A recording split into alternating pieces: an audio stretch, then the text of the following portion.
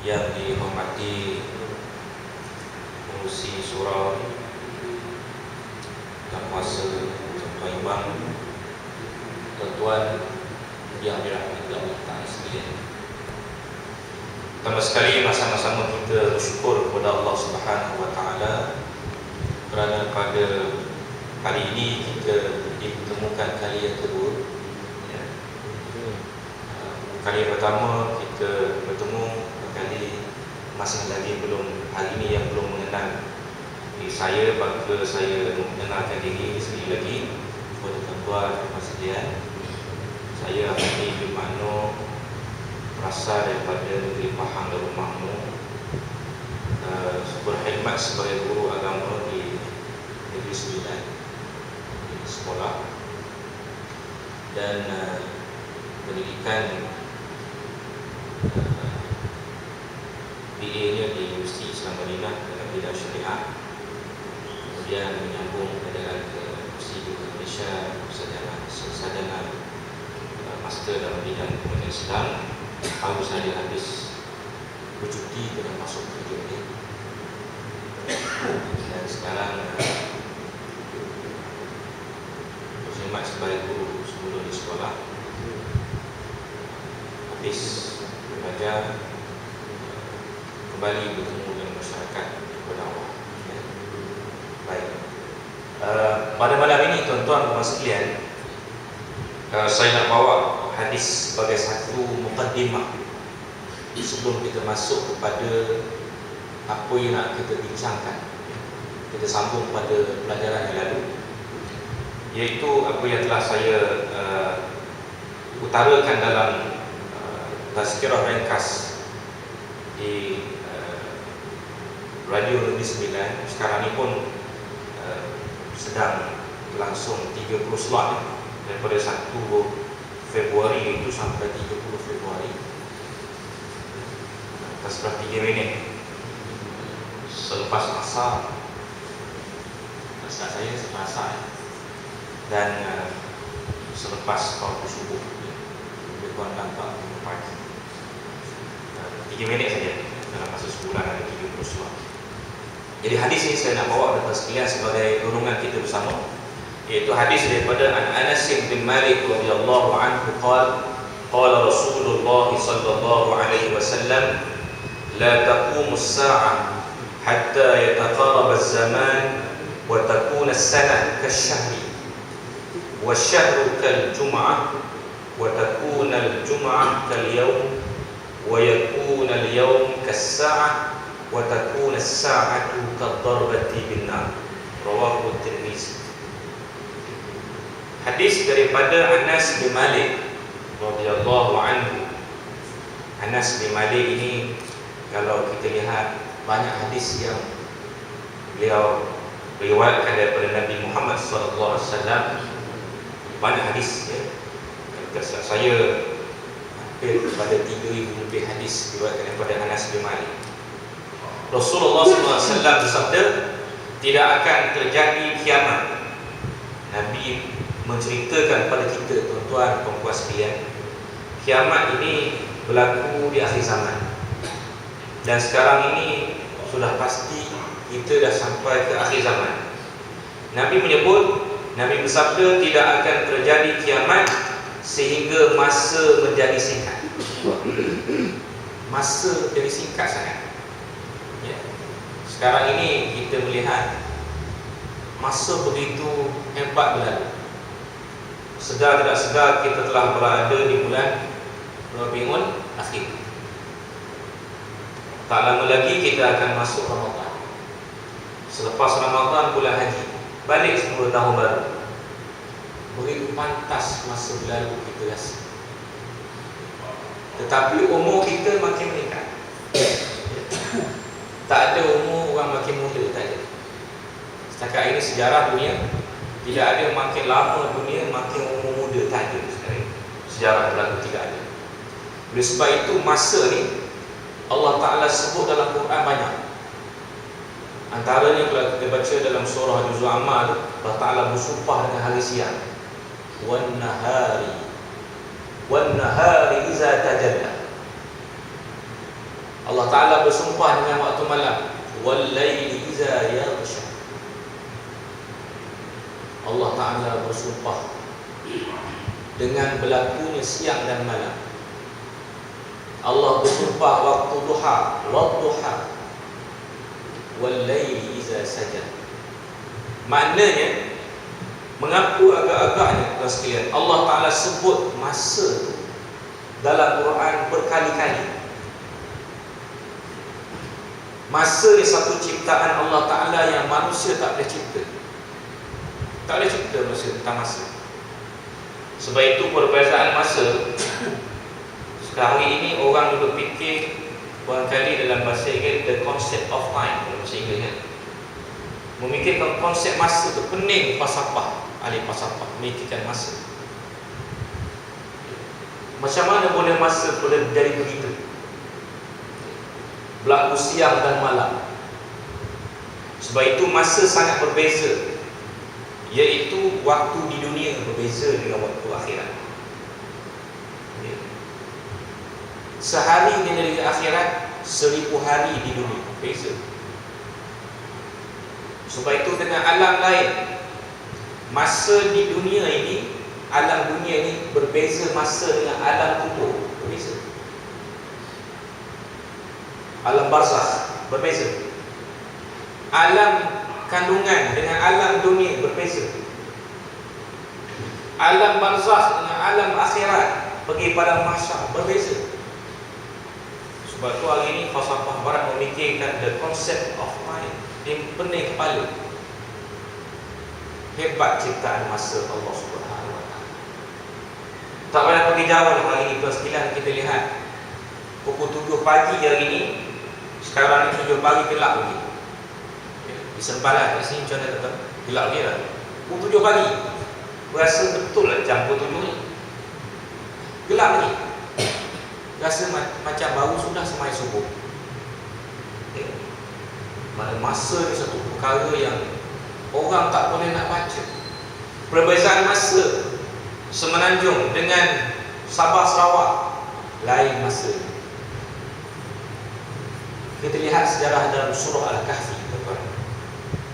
Dalam surah Kahfi cerita bagaimana segolongan pemuda itu tidur. Berapa ratus tahun? Tidur 300 tahun.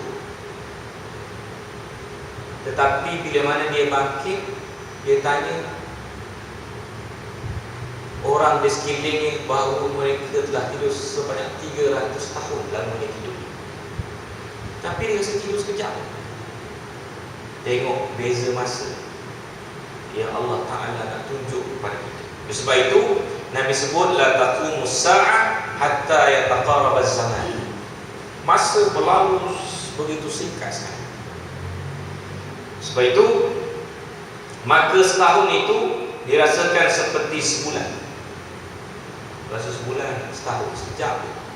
Sebulan dirasa seperti seminggu. Sekejap, sebulan, seminggu. Tak lama dah nak bulan Masyar. Seminggu rasa macam sehari. Ini sabda Nabi SAW. Dan sehari dirasakan macam 1 jam.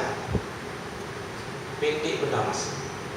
Sebab itu kita lihat hari ini orang tak sudah buat kerja. Maknanya tak siap-siap. Sambung besok tak siap juga kerja. Sambung lagi sampai siang. Maknanya manusia ni ada yang mengejar masa, ada yang ditinggalkan oleh masa. Dan 1 jam dirasakan 1 petikan api, seperti 1 minit saja, ataupun tidak sampai.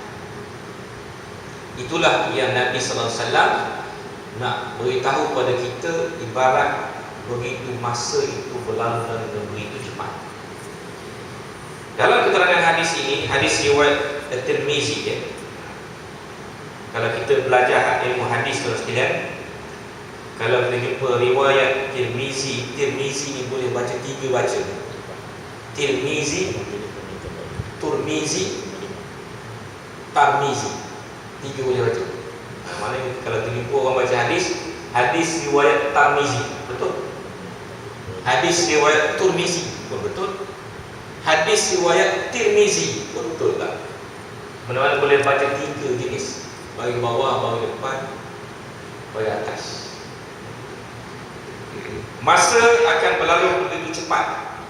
Belum sempat berbuat sesuatu, tiba-tiba masa sudah terlalu larut. Maknanya berlalu begitu saja. Berlalu begitu saja.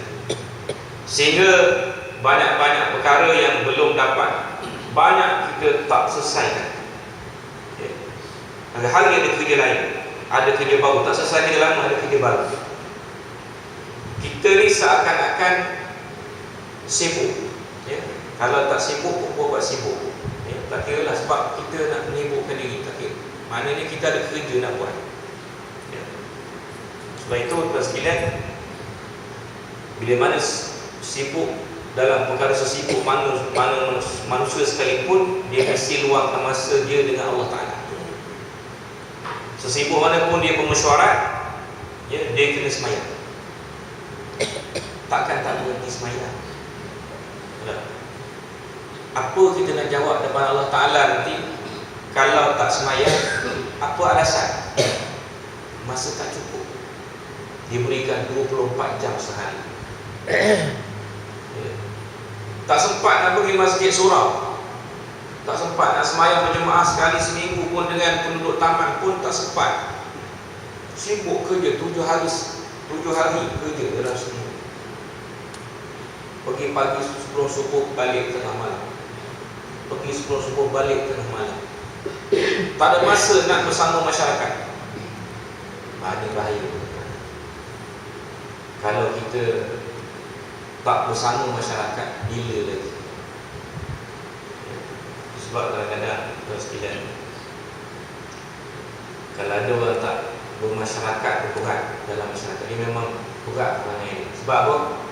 Macam mana orang nak kenal dia duduk dalam taman?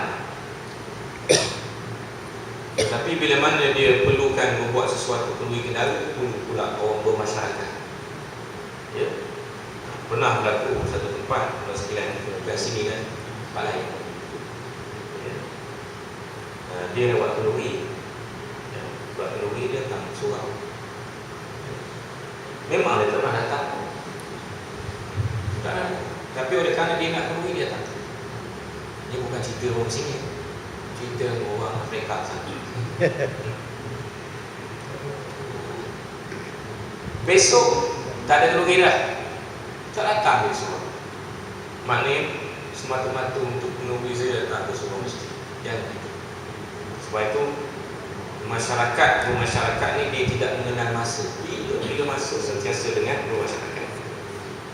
Oleh sebab itu hadis ini menyebut lagi, kita diburu masa dan ia berlalu dengan tiada ada perkara yang dapat kita selesai. Kita yang buru masa yang buru kita. Hari ini orang mengejar masa kita pantas, kejar masa. Siapa lambat, dia tertinggal. Ya. Inilah dia yang dimaksudkan dengan singkatan masa. Sebab itu menurut Imam Al-Karmani, ulama yang menyebut yang dimaksudkan dengan singkatan masa, dari tafsiran dia mengatakan dicabut keberkatan masa daripada ini. Orang yang masa tak cukup, maknanya tak ada keberkatan masa. Berkat masa itu tidak ada.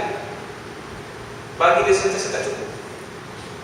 Sama macam tak ada berkatnya pendapatan, rezeki. Sentiasa tak cukup. Gaji sebulan 5,000, 6,000 sebulan, tapi tengah bulan dah habis. Tak berkat. Masa pun lagi tak cukup. Nak kerja lagi, nak tambah lagi, overtime lagi, tak cukup lagi. Cari duit lagi, tak berkat. Sebab tak sembahyang. Sebab itu hari ini bila mana dia kaji dalam masyarakat, sebab aku banyak punca keruntuhan rumah tangga sekarang ni ialah sebab tak sembahyang. Suami tak sembahyang, isteri pun tak sembahyang, anak-anak pun turut tak sembahyang. Bila mana dia soal siasat, dua-dua tak sembahyang. Bila mana dua tak sembahyang, hidup berkeluarga pun tak berkat. Syaitan pun memang suka untuk melaga-lagakan kedua suami isteri, maka bercerai kedua-dua. Jadi ramai mereka ni tidak sembahyang. Ini kes banyak berlaku ya. Sebab itu memang benarlah apa yang dikatakan oleh Imam Karmani tadi, dia menyebut dicabut keberkatan masa. Tak ada berkat di masa ya. Dahulunya kita merasakan dalam sehari banyak perkara kita boleh buat dulu. Tetapi sekarang dalam sehari yang sama hanya sedikit perkara-perkara yang dapat kita laksanakan. Ini adalah suatu tanda hampirnya berlaku kiamat ya. Begitu pantas masa berlalu. Jelas di antara hadis yang disebut dalam peristiwa akhir zaman, hadis yang dikumpulkan 40 hadis yang menceritakan tentang hadis-hadis akhir zaman. Baik, kita masuk kepada tajuk perbincangan kita yang sebenar pada malam ini, insya-Allah, iaitu kita membicarakan satu buku yang bertajuk sebagai renungan kita bersama, 11 golongan yang didoakan oleh para malaikat. Tuan-tuan sekalian, sebelum kita pergi kepada yang pertama, orang yang didoakan oleh para malaikat, kita kena tengok dulu apa itu malaikat. Apa beza malaikat dengan manusia ya? Walaupun kita tahu dah malaikat ni bukan suku manusia, kita tengok. Sebab itu Allah SWT Dia mengendalikan segala urusan makhluk sebagaimana Dia menentukan apa sahaja kehendak iradahnya tanpa dibatasi oleh apa pun. Innama amruhu idza arada syai'an an yaqula lahu kun fayakun. Allah boleh buat apa saja. Sebab kita ni milik Allah. Harta kita milik Allah. Rumah walaupun kita beli sebenarnya milik Allah. Anak pinak, keluarga yang bahagia milik Allah. Apa yang ada sekeliling kita, wang yang ada sebenarnya milik Allah, bukan milik kita secara sepenuhnya. Katakanlah dapat gaji sebulan, bukan gaji sebulan tu milik kita. Ada milik isteri, ada milik anak, ada milik orang ni, ada milik orang ni, orang fakir miskin yang kita perlu tunaikan zakat. Bukan milik kita sebelum akhirnya habis gitu ya sebulan. Kita bagi sana, bagi bayar sana, bayar sini, habis. Itu duit yang kita nampak hilang hari-hari. Beli hilang, dia tak tambah. Akhir bulan habis. Itu duit yang dari bawah tu. Apatah lagi yang lain, umur ada milik Allah, bukan milik kita. Kita nak panjang ke umur kita. Sebab itu adalah qudrah ilallah Allah Subhanahu Wa Taala. Kewujudan makhluk malaikat yang Allah Taala cipta merupakan satu kejadian daripada sekian banyak ciptaan, iaitu menjadi bukti kemampuan Allah Taala dalam kekuasaan Allah menciptakan makhluk Allah yang berbudi. Wa ma khalaqtul jinna wal ins illa liya'budun. Tak aku ciptakan manusia ini, jin dan manusia, kecuali untuk beribadah. Malaikat Allah Ta'ala cipta makhluk yang sentiasa taat perintah Allah, tak pernah merasakan no. Dia mesti buat perintah Allah, tanpa sifat malas. Sifat malas, sifat penting, sifat manusia. Sebab itu malaikat tidak ada jantina. Manusia ada jantina, jin pun ada jantina. Kemudian malaikat ini dia tidak mempunyai sifat-sifat seperti manusia. Dia bukan macam sifat manusia perangai. Sebab itu kalau orang sebut perangai dia macam malaikat, hebat dengan malaikat ini satu makhluk yang Allah Ta'ala cipta daripada nur. Allah Ta'ala menciptakan syaitan, menciptakan jin daripada api. Khalaqtani min nar wa khalaqtahu min tin. Kata jin syaitan, engkau ciptakan aku daripada api. Wa khalaqtahu min tin, dan engkau ya Allah ciptakan manusia daripada tanah. Macam mana aku nak hormat dia, nak hormat manusia? Kata manusia. Oleh sebab itu, sekalian, Malaikat ni dia melaksanakan tugas patuh perintah Allah Ta'ala serta tugasan yang berkaitan dengan makhluk manusia seperti menyampaikan wahyu. Itu kerja malaikat. Cabut nyamuk, kerja malaikat. Al-Imam Al-Qurtubi menyebut dalam kitab Tazkirah, dia menyatakan malaikat maut datang melihat muka setiap individu manusia di atas muka bumi ini sebanyak 70 kali sehari, tanpa kita sedar. Kalau kita buat kalkulasi, maknanya kira 70 kali itu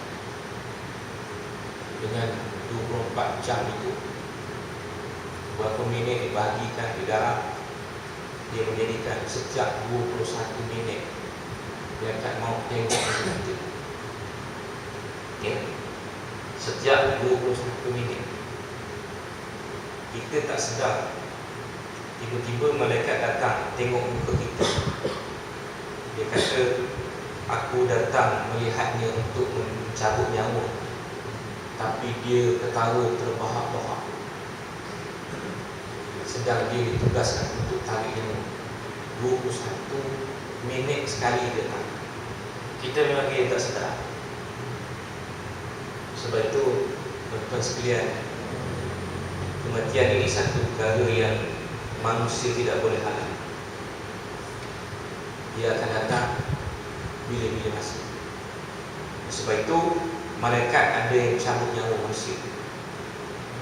Kemudian ada yang mencatat amalan kebaikan, ada malaikat yang mencatat amalan kejahatan. Dia tak campur dua. Catat baik malaikat lain, catat buat jahat malaikat lain. Tapi kalau baru cadang nak buat jahat, belum tulis lagi, dah buat baru tulis. Malaikat yang tulis amal baik ni baru cadang nak buat baik, dah tulis dah. Begitu Allah Ta'ala bersifat Ar-Rahman Ar-Rahim. Ada malaikat yang menurunkan rezeki. Sebab itu kita kena iktiraf, kita kena iktiqad dalam kepercayaan kita bahawasanya setiap kali kita pergi keluar cari rezeki, pagi keluar dari rumah cari rezeki, kita kena iktiqad rezeki datang daripada Allah. Siapa yang bawa rezeki? Malaikat. Sebab itu ada orang beranak ramai. Dia macam mana rezeki dia banyak, anak dia ramai. Allah bagi anak dia ramai, daripada pekerjaan papalah malaikat membawa rezeki untuk anak-anak. Ya, walaupun isteri bekerja, tapi datang ni daripada pekerjaan bapa untuk rezeki anak-anak. Sebab itu kita kadang-kadang hari ini orang ramai merancang anak ramai, cukup 2 orang sudah dah. Tak ada ramai, payah.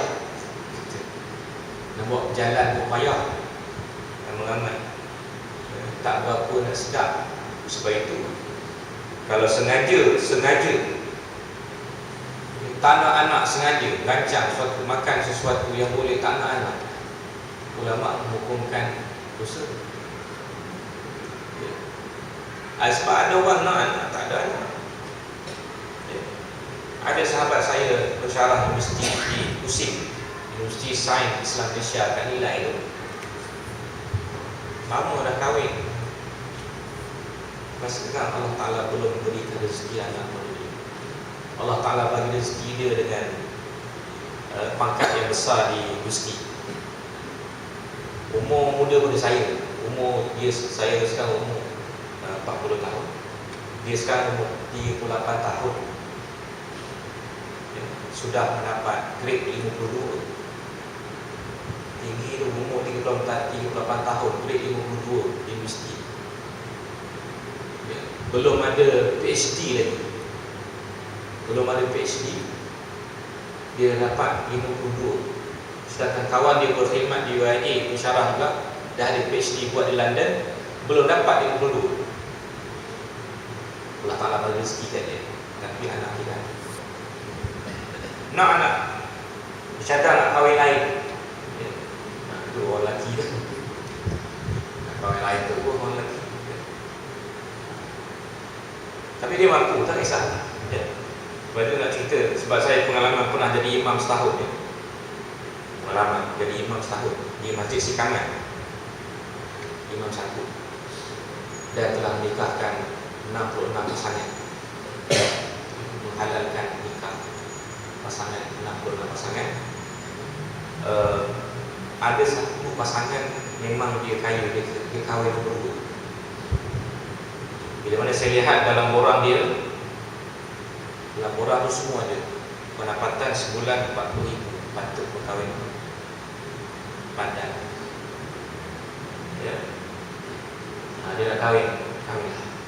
Pendapatan dia ada. Ya. Tak ada masalah. Tetapi ada soalan di hamba Allah. Saya minta maaf cakap, dia bekerja sebagai pengawal keselamatan. Saya nikahkan dia. Masa saya nikahkan dia tu, saya tidak tahu dia tu dah berkahwin, mana ada isteri dah nikahkan, dia tak ada anak. Masa dia datang mohon dia Cina mu'alaf, dia mu'alaf. Tapi dah lama, dia dah convert Islam tu dah 20 tahun. Dia kahwin dengan seorang wanita anak dara. So dia mohon datang ke rumah saya, batas imam tu. Dia macam yang nak kahwin benarnya yang perempuan, sebab dia anak dara dia. Yang lelaki ni dalam 40-an dia tu senyap. Saya pun dah rasa lain macam ni. Kalau orang muda yang belum kahwin, lelaki lain gaya. Orang kalau dah kahwin, lain otak dia tu. Ya, kita boleh baca lah. Ya, betul sangkaan itu. Tetapi dia bawa semua dokumen dia semua, pengalaman bujang, semua bujang semua dokumen. Bila mana saya nikahkan dia, selamat nikah, buat murid kecil biasa saja. Sudah 2 tahun dapat anak seorang. Isterinya pelik, suami tak balik 4 malam. Tak balik. Dia lapor ke pejabat agama, suami saya tak balik 4 hari kenapa. Saya pun tak tahu dia pergi mana. Semak. Oh dia ni. Siasat pergi intai dia pun 4 malam dia pergi rumah bini nombor 1. Tangkap di situ, di rumah isi nombor 1 tu. Ya, tangkap, tengok surat nikah dia. Nikah. Jabat agama telefon saya. Ustaz, ada nikah, ada orang sekian, fulan bin fulan. Ada. Dia Ustaz, dia telah memasukkan dokumen. Jadi dia didakwa atas kesalahan memasukkan dokumen. Dia dakwa, salah tu. Ya, salah. Jadi dah kahwin. Jadi 2 isteri dia. Ya. Untung dia dapat 2. Imam juga yang bakong. Maknanya sekalian, gaji dia 1,500 sebulan. Bila dia tanya dalam siasatan, kenapa kahwin? Saya nak anak. Cipta pun tak ada anak. Lama kahwin 10 tahun tak ada anak. Dia kahwin senyap-senyap dengan seorang anak dara, dapat anak seorang. Ini cerita perbezaan di antara orang yang ada wang dan orang yang tidak ada wang. Tak apa, tak ada masalah. Dia dari sisi syarak ni, perkahwinan tak sah. Ya. Bila tanya macam mana dengan isteri kedua, nak lepas ke tidak? Dia tak. Dia kena. Sebab saya jaga dia, saya sayang dia. Aku tak sayang, si muda. Ya. Itu cerita dia. Sebab itu malaikat turunkan rezeki. Rezeki untuk anak dia itu Allah Ta'ala turun rezeki melalui ayah dia yang bekerja, walaupun gaji tak sama. Boleh hidup. Ya. Demikian juga keadaan pada malaikat yang sentiasa berzikir, bertasbih. Ada malaikat yang kerja dia berzikir. Kita manusia tak berzikir hari-hari. Malaikat setiap masa berzikir. Ada malaikat setiap masa berselawat. Kita manusia jarang-jarang berselawat. Kadang-kadang kuat berselawat waktu menerosu, itu banyak berselawat. Tak menerosu senyap, tak ada selawat. Ada malaikat yang bertasbih. Subhanallah, subhanallah, subhanallah. Sentiasa bertasbih. Ada malaikat yang sujud sujud. Ada malaikat yang jaga arasy. Semua ni, tuan sekalian, bila mana ada orang tanya saya, Ustaz, macam mana keadaannya kalau satu flight tu terlepas, macam mana malaikat tarik nyawa? Serempak mati, terlepas satu flight. Saya beritahu, malaikat lebih banyak daripada bilangan jin. Malaikat lebih banyak daripada bilangan manusia. Kalau jin itu lebih banyak daripada bilangan manusia, malaikat lebih banyak daripada bilangan jin.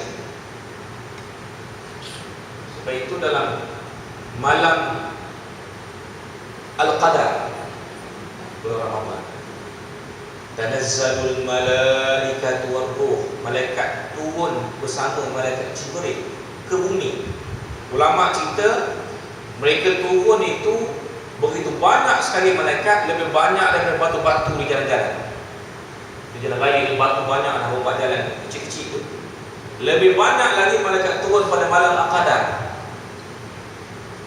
untuk melihat siapakah dia yang mengadu dengan Allah Ta'ala, nak bawa doa dia jumpa dengan Allah untuk dimakbulkan pada malam Al-Qadar. Sebab itu kita kena sekalian, kita kena perbanyakkan amalan sunat. Al-Imam Al-Ghazali rahimahullah ada menyebut, kalau kita jarang melakukan amalan-amalan sunat, kita berpeluang untuk meninggalkan amalan wajib. Ini kata Imam Ghazali. Kalau kita tak buat amalan sunat, sembahyang qabliyah dan ba'diyah pun kan, sebelum dan selepas, kita tidak penting kan. Sedangkan sembahyang qabliyah dan ba'diyah itu ada yang muakkad. Walaupun sebelum maghrib tidak muakkad, sunat buat, tidak muakkad. Lepas maghrib sunat muakkad. Sunat yang dituntut, yang mana Nabi tak pernah tinggal solat sunat ini, tapi tidak wajib. Sebelum isyak tidak muakkad, selepas isyak muakkad. Nabi tak pernah tinggal sembahyang sunat selepas isyak. Jadi sunat muakkad. Ranking dia tinggi, sama, nak tinggi sama level dengan sunat duha, sama level lagi dengan solat tarawih sebab dia muakkad, sama level dengan sembahyang malam, malah lebih hebat lagi dia punya ranking dia, pahala ni. Sembahyang subuh, azan subuh, sembahyang sunat sebelum subuh, Nabi sebut pahalanya lebih baik daripada isi di bumi dan segala isi. Batal tembus pahala sembahyang sunat sebelum subuh. Kan? Ini subuh bulan ini masuk dewasa. Ya. Pukul 6.10 masuk subuh. Ya. Sepatutnya kalau kita biasakan tidur pukul 12, kita akan bangun, katalah tidur 5 jam, kita dah bangun dah 5 pagi. Tetapi telajak juga 6.30. Ya, telajak juga. Subuh 6.10. Sebab itu sekalian, sebab itu dalam hadis yang menyebut di akhirat kelak Allah Subhanahu Wa Taala nak timbang kita dalam timbangan al-mizan, nak cari pahala. Kalau tak adalah pahala tak ada. Cari lagi apa lagi benda sunat yang dia buat. Nak bagi dia masuk syurga juga, jangan bagi masuk neraka. Cari apa amalan sunat dia buat. Puasa, tengok masuk bilik malaikat, tengok dalam tak ada puasa sunat. Apa dia buat? Pergi bagi sedekah orang, cari tak ada bagi sedekah orang. Nak cari pahala ni, walaupun berat sedikit daripada dosa, dia layak masuk syurga. Sikit je berat kan daripada dosa, masuk syurga dia. Cari. Oh, rupanya ada dia buat sembahyang sunat qabliyah dan ba'diyah. maka dia layak nak masuk. Kalau dia tak kuat itu masa dia hidup di dunia sekarang ini, sudah pasti jadi ahli neraka. Alhamdulillah. Sebab itu amalan-amalan sunat sangat penting. Ya. Lagipun sembahyang sunat itu kita tahu dah, dia menampung sembahyang kita yang fardu. Kalau sembahyang kita ni banyak bocor, banyak berlubang, yang menampung bocor lubang tadi dah solat sunat. Itulah yang tampung. Kalau kita sembahyang maklumlah tuan sekalian, banyak benda kita fikir, sana teringat, sana teringat, sana. Yang minat bola ke malam ni ada bola, ada kuliah pula. Yang minat bola, saya orang faham. Besok faham lawan lain. Tahu juga Ustaz. Sebab faham duk ranking nombor 1 tu sudah tahu. Tapi kalau faham duk ranking bawah sekali pun tak tahu dah. Takkan kurang faham pun. Kalau duk ranking nombor 1 pula, besok faham lawan lain. Di rumput Tier 1 di Singapura belum tahu lagi menang tak. Cerita dia. Bagi orang minat bola, cerita tu. Baik. Rasulullah SAW menggambarkan dalam hadis ini menyebut, Rasulullah SAW sabda, tidaklah salah seorang antara kalian duduk menunggu solat selama mana ia berada dalam keadaan suci kecuali dikarenakan dia berdoa. Orang yang datang ke masjid nunggu waktu sembahyang, ini orang hebat. Hebat orang ni. Nunggu waktu sembahyang, bila nak azan, nak sembahyang asar, nak sembahyang maghrib, nak sembahyang isyak. Dia tunggu kat mana? Tunggu di masjid sebuah orang. Orang ni sangat hebat. Sebab itu Nabi menyebut orang ini dia mendapat doa. Bukan senang kita mendapat malaikat doa kat kita. Saudara mara kita belum tentu doa kat kita. Belum tentu. Kawan baik kita belum tentu doa kat kita. Tiba-tiba malaikat nak doa kat kita. Subhanallah. Kalaulah kita dapat malaikat doa untuk kita. Sebab itulah hadis yang lain, Nabi SAW bersabda, di kalangan malaikat berkumpul pada solat subuh, ada malaikat yang berkumpul. Dia ditugaskan oleh Allah Ta'ala solat subuh. Hingga subuh dia melihat perangai manusia. Ada yang tidur, ada yang sembahyang, tahajud. Dia tulis tu. Lalu malaikat yang menyertai hamba tadi pada malam hari tadi bertugas hingga subuh naik ke langit. Berkasyif. Sebab hari dah siang. Sampai kemudian ada kumpul pula malaikat yang lain buat jaga. Hingga sampai waktu solat asar, malaikat yang ditugaskan pada siang hari tadi hingga solat asar naik ke langit. Sedangkan malaikat yang bertugas pada malam hari tetap tinggal, lalu Allah bertanya kepada mereka, bagaimana kalian meninggalkan hamba-Ku? Bertukar-tukar silih ganti jaga manusia ni. Tulis amal kebaikan dan kejahatan. Allah Ta'ala tanya malaikat. Saja tanya. Allah Ta'ala tahu dah. Tanya malaikat, ketika kamu meninggalkan hamba-Ku tadi, apa dia buat? Jawab malaikat, kami datang sedangkan mereka sedang melakukan solat. Berganti bersilih malaikat berganti, tengok tengah sembahyang. Dan kami tinggalkan mereka sedang melakukan solat. Nak tengok malaikat nak pergi, nak tukar shift, tengok dia tengah sembahyang lagi, tengah baca Quran lagi, tengah berzikir lagi. Maka apa kata malaikat? Malaikat kata, ampunilah mereka pada hari kiamat, ya Allah. Ampunkan dosa dia. Malaikat minta Allah Ta'ala pun ampun orang dosa. Bersilih ganti, bertukar shift. Mereka dalam keadaan sembahyang, berzikir, Quran, buat baik, buat ikan. Sebab itu Rasulullah SAW menyebut bahawa para malaikat turut berselawat di samping Allah SWT. Dan sabda Nabi SAW, sesungguhnya Allah dan kalangan malaikatnya berselawat ke atas orang yang berada pada sahufan. Ini bagi orang yang duduk di bahagian sahufan. Ya. Beruntung orang duduk sahufan sembahyang. Kalau kita lihat pada zaman Nabi yang duduk sembahyang belakang Nabi ni, orang yang sangat hebat. Semuanya hafaz Quran. Semuanya pergi berjihad tak takut mati. Semuanya apa Nabi cakap keluar daripada mulut Nabi, tak ada no, yes semua. Dia duduk belakang Nabi, sembahyang belakang. Kalau Nabi terlupa sebab mereka menghafaz Quran, mereka tegur. Hebat orang dari sah depan, berebut nak duduk sah depan. Sebab apa? Malaikat doa pada orang besar. Ya. Hari ini hari Jumaat. Adakah orang nak berlumba-lumba ke depan? Adakah orang berlumba-lumba nak datang awal sembahyang Jumaat? Kadang-kadang kita lihat nak zuhur, nak masuk dah waktu Jumaat, baru sampai, baru ramai. Orang dah azan makin ramai.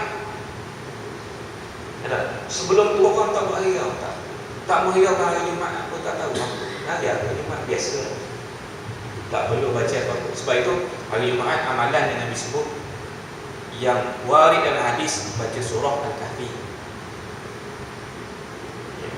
Baca surah Al-Kahfi. Memanglah orang Melayu kita biasa baca surah Yasin, tak apa. Itu disuruh baca surah ramai, surah malam Jumaat baca Yasin kan. Tapi baca surah Kahfi, balik rumah sambung pula di rumah baca surah Kahfi. Malam Jumaat, tak habis malam Jumaat, besok di masjid datang awal sambung surah Kahfi yang telah habis. Sebelum habis waktu asar, habis Jumaat. Sebab apa kelebihan membaca surah Al-Kahfi pada malam dan hari Jumaat. Bila kita muhasabah diri kita balik, dalam sehari pada mana kita berada, tengok saja, bukan baca, tengok. Dapat pahala. Tengok Quran dapat pahala. Belum baca lagi, apatah lagi dia membaca. Sebab itu saya sangat respect, saya sangat, bila mana tengok orang tu baca Quran hari-hari, hebat.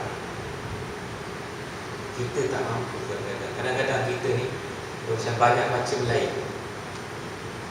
Pagi-pagi baca surah apa? Azan berarti sejam. Orang mati azan.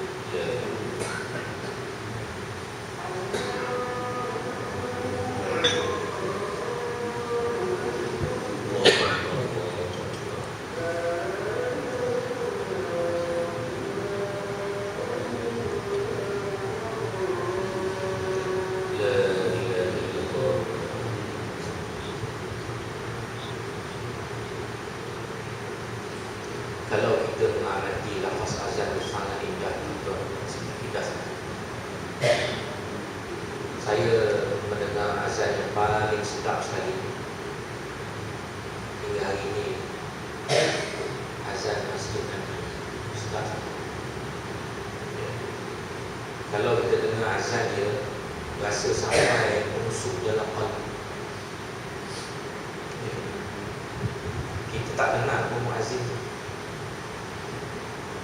Dia tak ada buat budi apa kat kita tak. Tapi bila mana dia azan, menusuk ke kalbu, menusuk dalam hati, lain macam rasa. Apa sebab tak? Apa amalan dia? Sedangkan apa yang saya tahu, yang jadi muazzin di Masjid Nabawi itu semuanya ada PhD, ada doktor. Hebat muazzin dan doktor, ada PhD. Imam memanglah, imam wajib Nabi, imam sudah haram, memang PhD profesor. Ya. Bila dia azan, kita rasa menusuk dalam hati dan Allah rasa macam kita mengamati lafaz azan satu persatu. Ya Allah, besarnya ya Allah, hebatnya ya Allah. Baik, sama sikit lagi. Kami masih 5 minit. Kita muhasabah diri. Kita baca Quran dalam masa sebulan, seminggu. Kita tengok berapa kali kita baca. Kadang-kadang kalaulah ada orang yang dia rasa kalau dia biasa baca Quran, kalau dia tak baca Quran, dia rasa lain macam hari itu. Apa benda aku tak buat lagi? Ubah-ubah tak baca Quran.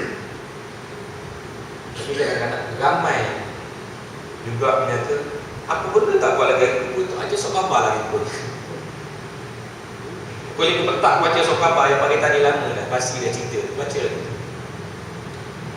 Muhasabah bagi Al-Quran, tengok Quran. Tak boleh baca Quran, belajar Al-Quran sampai mati. Nuntut mengajar fardu ain, belajar tajwid, baca dengan betul, semua bawa pahala akhirat. Ya, sebab itu tugas kita nak banyak mana saham nak bawa negeri akhirat. Ya. Tuan sekalian, saya masa 3 minit. Baik. Malaikat ini turut mengambilkan doa orang muslim. Sabda Nabi SAW, doa seorang muslim untuk saudaranya yang dilakukan tanpa pengetahuan orang, yang doa adalah doa yang dikabulkan. Makna tuan sekalian, kita ni doa untuk orang lain, doa pada kawan, doa pada ibu, doa pada bapa yang meninggal dunia, nenek moyang kita lama meninggal. Doa tu. Sebab itulah benda yang mereka tak pada orang itu. Orang meninggal dunia masuk ke alam barzakh. Kita selalu dengar hadis, iza mata ibnu adam in qata'a amaluhu illa min salas. Bila mana mati anak Adam itu terputus segala-galanya kecuali 3. Pertama, sebab kematian. Yang kedua, ilmu yang bermanfaat pada orang lain. Yang ketiga, anak yang soleh. Bukan sekadar anak, orang yang berdoa untuk dia. Maknanya penghuni kubur diharapkan doa orang itu.